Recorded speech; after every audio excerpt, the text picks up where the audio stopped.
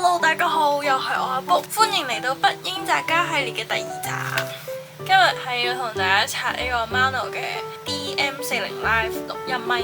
我買嘅係白色咯，但係唔知點解佢寄咗黑色俾我咯。小聲，我係買咗原秘支架嘅嗰一 set 咯。側邊有八卦，因為我換咗個新窗簾，難開。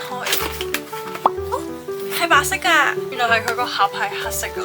一個說明書，呢個唔知咩嚟嘅。其實我唔知呢個牌子係大陸定係外國嘅咧，因為我見到好多外國嘅 YouTuber 係用呢個錄歌，所以我先買咗呢一隻咯。哇，好輕喎！呢個係佢個主題，支咪嘅主題。佢係啞光嘅咯，幾好睇㗎。呢個位應該係較大細聲咯。然之後下面呢個呢，就係開關，同埋可以校佢氣氛燈嘅顏色啦。應該呢邊就有個係放無線用嘅插頭，呢個就係耳機頭，呢個係佢嗰個 logo 啊，佢係嗰個防風罩，跟住就插落去呢度，應該係咁樣。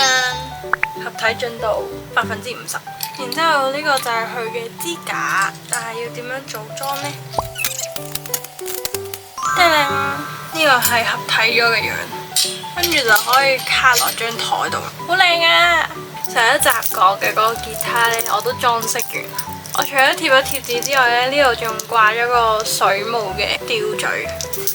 但係今日嘅主角係呢支咪。我點解會買呢支咪呢？係因為我而家攞呢個吉他拍嘅一啲短 cover 呢，係用電話錄嘅。但係呢，電話錄出嚟嘅聲會比較雜啲啦，跟住佢吉他把聲好容易冚過咗我自己本身唱歌把聲，所以我就買咗呢一個新嘅咪啦。真係玩音樂嘅人應該係會買嗰啲調音嘅一部機。但係好貴嘅嗰啲，同埋我應該都唔會識用噶啦。而佢呢支咪係有 Apps 可以直接喺裡面校嘅，即係幫你把人聲整得好聽啲啦，同埋背景啲聲你都可以慢慢自己調嘅。最主要係佢有呢一嚿嘢，調轉咗佢個 logo 喺呢邊。佢呢個係可以直接插喺手機啦，跟住然之後就可以無線咁樣去錄到我把聲落手機裏面。咁我喺手機拍嘅片呢，就會係呢支咪錄出嚟嘅聲啦。跟住最吸引我嘅就係佢係白色，我真係好中意白色或者藍色嘅東西。同埋咧，呢支咪係唔使駁電嘅，佢係可以叉完電攞出街用都 OK 嘅。雖然呢支嘢你應該都唔會攞出去㗎，但係對我嚟講係幾友好咯。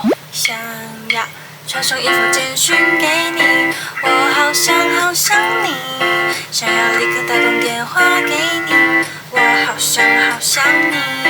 每天起床的第一件事情就是好想你，無論晴天還是下雨都好想你。每次當我一說我好想你，你都不相信。頭先嗰個呢，就係用咗流行模唱嘅，我唔知你哋 feel 唔 feel 到有唔同啦，但係我自己用落係覺得真係同我平時錄嘅係完全唔一樣咯，因為我要同個吉他鬥大聲啦，所以我有陣時會唱得好辛苦，好似要喉嚨嗌出嚟咁樣。再唔係一啲呢比較低音嘅歌啦，我把聲已經夠細噶啦，個吉他仲要大個嘅話呢，就基本上係冇聲咯，所以呢支咪對我嚟講好有用。我一開始係以為要開降噪模式呢，佢先會錄得好啦，但係原來錄歌呢，佢係比較 expect 我哋唔開降噪嘅。佢降噪模式呢，啲人大多數係攞嚟可能打機啊或者開直播嘅時候用嘅，因為環境會比較嘈啲啦，或者可能打機你要嗌呢，佢就可以盡量防止你爆咪嘅狀況咯。佢本身個 App 自帶呢，就係原聲、流行、搖滾同埋民族呢4個 mode 嘅。如果你想要其他嘅 mode 呢，你就要上佢個官網 Mano 嗰度 download 翻落嚟，跟住導入翻落去佢個 Apps 就可以用噶啦。如果你係想問佢個官網有啲乜嘢嘅 mode 呢，暫時睇到呢就有復古收音機、電話音、遊戲對講機、暖色系同埋消音嘅呢幾個 mode 咯。唔知佢實際錄出嚟係點啊？你哋可以去試下。如果你哋有興趣呢個咪嘅話，佢呢盞燈仲可以轉顏色㗎。佢喺佢個 Apps 度呢可以校啦，佢可以變成藍色啦、深藍色啦、紅色啦、橙色、黃色、紫色同埋綠色，係咪好勁啊？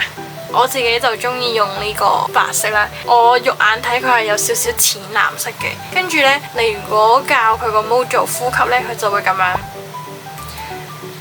如果你咁循環咧，佢就會將所有顏色撈埋一齊變成咁樣咯。但係我覺得咁樣好似打機咯，所以我都係 suppose 佢白色會好睇啲。好啦，咁我去錄歌先啦。中意呢條片嘅 like and subscribe 呢個 channel，我哋下條片再一齊開箱我下一樣買咗好貴嘅係乜嘢。好啦，我哋下條片再見，拜拜。